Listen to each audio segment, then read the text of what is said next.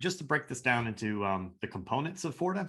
So we have detection bots, which is what we're going to talk about today. And then we have how those run and where those run and why those run where they run. Scan nodes are these operational nodes that node operators run. They don't know what bots they run. They just run this dumb node that discovers the bots it should run, and then it runs your bots on that node. Scan nodes are responsible for providing enough resources, quality data, uptime, and then consistent connectivity so that it can deliver your alerts with low latency. We measure that in a number of different ways involving SLA. That calculation and the components and factors of that calculation are in our documentation. We're constantly evolving that as we discover different areas where scan nodes need to improve.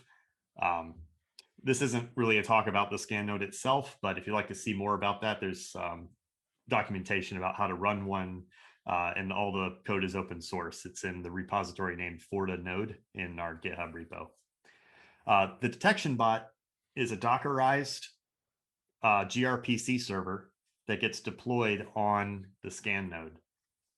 As a developer, you won't really necessarily interact with the fact that it's a gRPC server because there are some really cool SDK functionalities. But at the end of the day, if you implemented a gRPC server and Dockerized it, it would just work on a scan node. So you can really write one of these in any language. We currently have a JavaScript, TypeScript, and Python SDK, and those come with a CLI that helps you test and back test. So it's particularly useful when you're building your bot.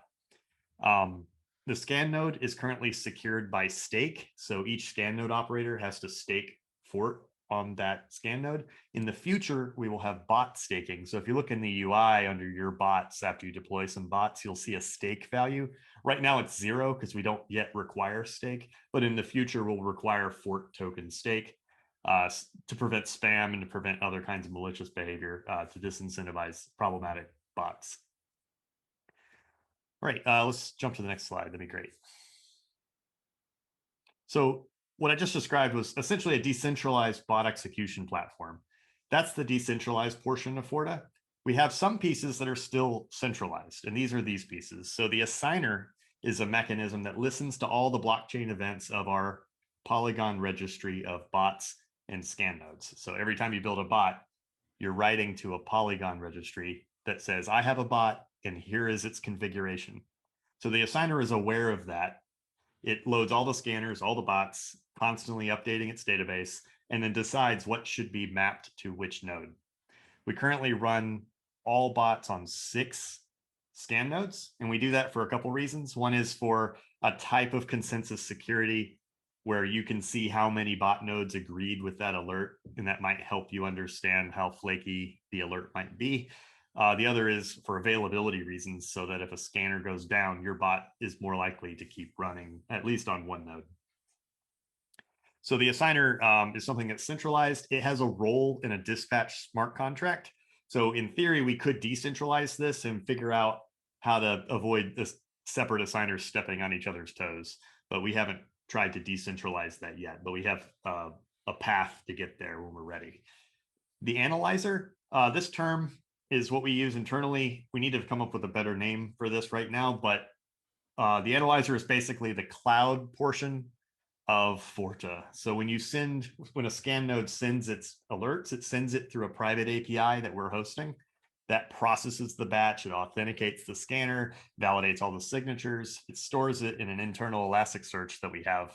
And that's what you see when you access the Explorer. So when you go to the Explorer and see an alert, it's being pulled out of that Elasticsearch. It also triggers all the notifications. And with notifications, you have a problem space of secrets and email addresses and Slack URLs and webhooks. And this is why this is currently centralized, because as a usable system, it's easier to centralize that first.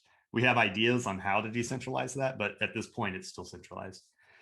Can we jump quickly to the next slide? I'm not going to go into this in depth, but this is zooming in on a scan node. What are all the components of it? Well, it's really a Docker orchestrator.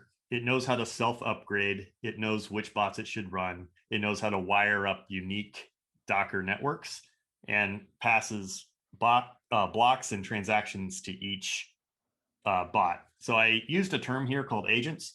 I apologize for that. We've changed the name agent to bot, and I still am updating all my documentation. So every time you see agent, it's actually bot. So I'll update that later. But if you zoom in on the middle there, you'll see that it says handle block and handle transaction. And that's what Haseeb will walk you through in a little bit. When you're building a bot, you'll be implementing one of those methods or both in order to create essentially what is a filter for detecting issues with transactions and blocks.